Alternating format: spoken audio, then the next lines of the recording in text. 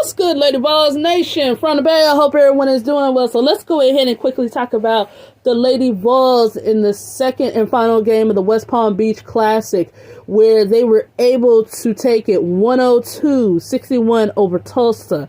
Yes, they got off to a slow start in that first quarter. All this week has been slow starts for the Lady Vols in the first quarters. We saw it at, at Memphis, Richmond yesterday, and now against Tulsa. But once that defense got going in that second quarter and they was able to get the steals, the deflections, and really take Tulsa out of it, Tulsa just never recovered the rest of the game. It was all Lady Vols going forward.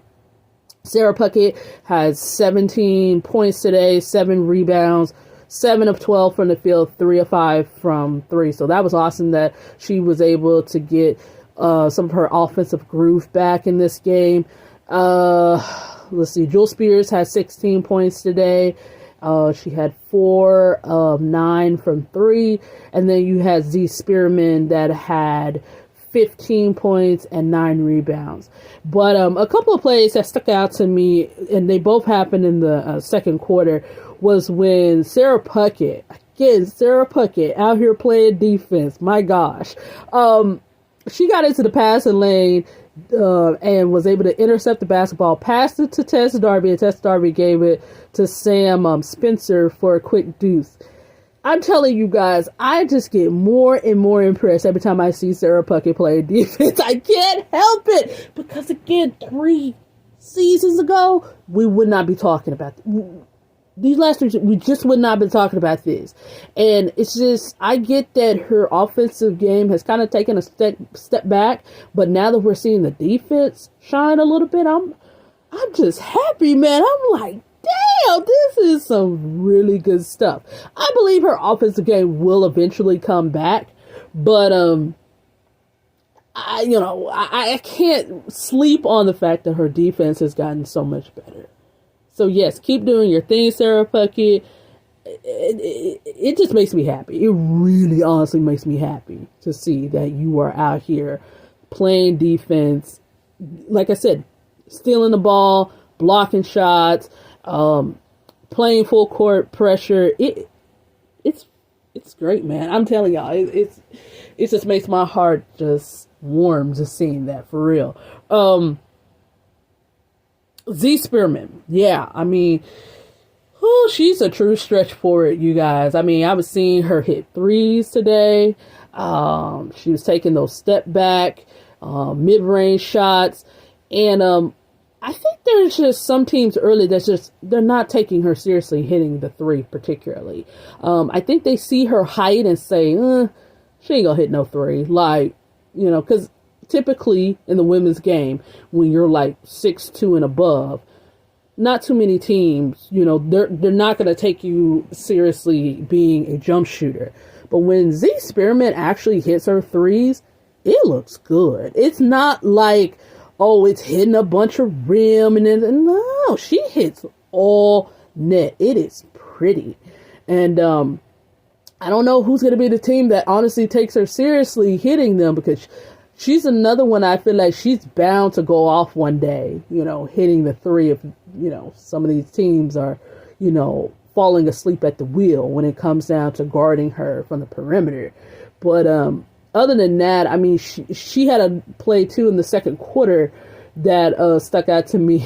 It kind of reminded me of a defensive back being in a scoring position in football, and they get a touchdown and they are just so overjoyed. So Z Spearman saw a cutting Talasia Cooper, and T had got the quick deuce, and I'm telling y'all, Z was so pumped. She was so happy. Like, you could see like her smile. I mean, there's something to be said in basketball. I don't care if it's women's or men. When you see a big person giving out assists and just, distributing the ball, like, they are just so like happy and just, like I said, over the moon. Like, they are just the most happy. Like, I really became a point guard. It's funny. You have to just intake all that. But yes, Z Spearman, keep building that game of yours. Keep studying, your game as well as other games, because I feel like she's going to have a lot to say when conference starts. And it's going to be great. I really honestly believe so, because there's something about her that is just waiting, bursting to just come out as, like I said, a big girl, big 6'4" stretch power forward, But since we're on talking about building on games, Alyssa Latham, even though she did not hit double figures, she would have hit double figures had she would have made her free throws. But I digress. I love you, Alyssa Latham. I do, but you missed all them free throws. That's killed me. But again, most of the team missed free throws. And I'm like, ladies, they're free. 50-something% from three is just, ugh. But Alyssa Latham has 7 and 7 today. To me, really good numbers, especially she's coming off of the bench. She's really strong when it comes down to defense. Take nothing away from that. But what I will say is, if you want to see her be more impactful on the offensive end, I want to see Alyssa Latham start getting some easy, scoring opportunities. Her game, in my opinion, to me, some might disagree. That's fine. But I feel like Alyssa Latham should have a game very similar to a Tamika Williams of UConn. Way back when. Okay, I'm talking about late 90s, early 2000s Tamika Williams. Somebody who has that big fundamentals type of game where they go out there and get you 8 and 10, 6 rebounds, but their field goal percentage is usually in the high 60s. That should be Alyssa Latham, in my opinion. That's just me. I feel like that should be Alyssa Latham. The only thing that separates an Alyssa Latham away from a Tamika Williams in their game is that Alyssa can definitely shoot the 3 too. She just doesn't shoot it consistently. But other than that, Alyssa Latham should be at least an 8, 6, and 2 girl. 8 points, 6 rebounds, 2 blocks, and shooting at least 50% and above from the field. But, like I always say, that's up to the player if they want to be that type of player and make the inroads in doing so.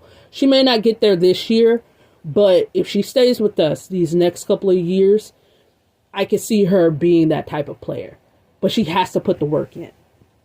Other than that, that's all I have for you guys. Again, I am very impressed thus far with this team going into the holidays. We got one more non-conference game, and it'll be against Winthrop on December 29th. The coach on that team is Samika Randall. She is from the late 90s Lady Vols team, and particularly that Lady Vols team that went 39-0, and she was amazing. Oh God, Samika Randall was just speed, quick. I mean, she was fantastic. But she's coaching that team, and we'll see how that turns out. And after that game, we'll be ready for our first conference game against Texas Tech. Not Texas Tech. Oh, I'm sorry, you guys. Texas A&M on January 2nd, 2025. So, yeah. Rate, comment, subscribe. Let me know what y'all thought of this game. In the meantime, as always, go Lady Vols. And I'm out. Bye.